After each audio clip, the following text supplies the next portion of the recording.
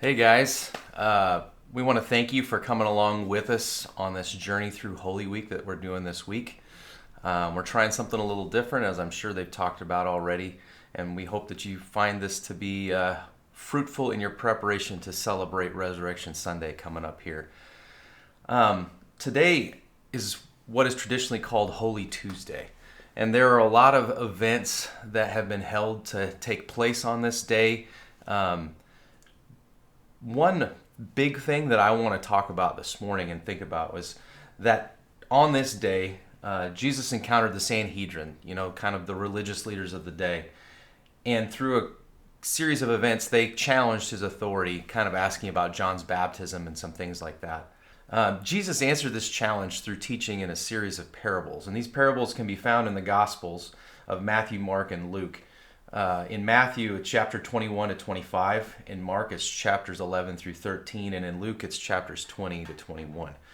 And depending on which gospel you're in, you'll find several or even maybe as many as 10 parables there. There's one parable in particular that I'd like to look at today, and it's called the parable of the tenants. And I'm going to read it to you from Matthew 21, verses 33 to 34. Jesus says this: "Hear another parable. There was a master of a house who planted a vineyard and put a fence around it, and dug a winepress in it, and built a tower, and leased it to tenants, and went into another country. When the season for fruit drew near, he sent his servants to the tenants to get his fruit. And the tenants took his servant and beat one, killed another, and stoned another. Again he sent other servants, more than the first, and they did the same to them. Finally he sent his son to them, saying, 'They will respect my son.' But when the tenants saw the son, they said to themselves, 'This is the heir. Come, let us kill him and have his inheritance.' And they took him and threw him out of the vineyard and killed him. When therefore the owner of the vineyard comes, what will he do to those tenants?' They said to him, 'He will put those wretches to a miserable death and let out the vineyard to other tenants who will give him the fruits in their season.' Jesus said to them, 'Have you never read the scriptures? The stone that the builders rejected has become the cornerstone. This was the Lord's doing, and it is marvelous in our eyes. Therefore I tell you, the kingdom of God will be taken away from you and given to a people producing its fruits.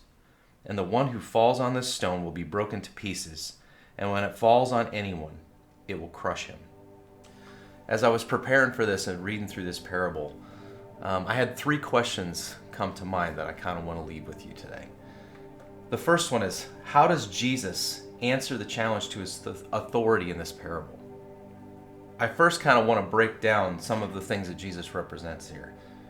And this is my interpretation, but I think it aligns with other interpretations as well.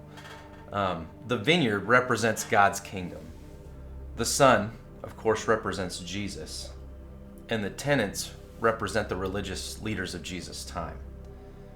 And so there's a very clear criticism here that those that had been trusted with God's kingdom were not bearing the fruit that was expected of them. They were not returning their investment, if you would, that God had expected. The other thing that happens here, Jesus predicts his death through this. And so the way that Jesus answers the challenge to his authority, he represents himself as the son of the owner. In this situation, the kingdom of God. So that makes him the son of God, and his authority comes directly from God. The second question that I want to leave with you in this and to contemplate is, what does Jesus say about those who reject his authority in this passage?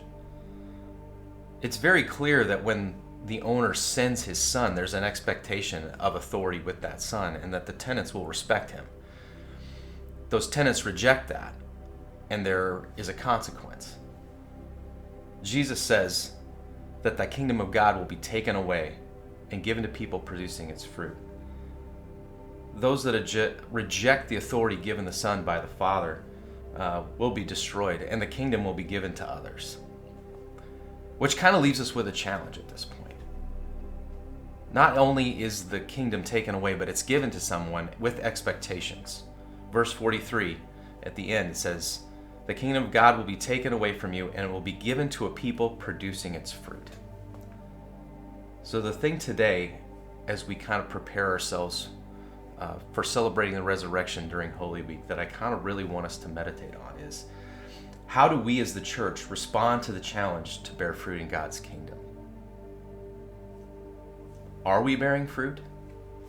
Is the fruit that we bear consistent with who God is and what he expects of his kingdom? Are we in danger of having the kingdom of God taken and given to others?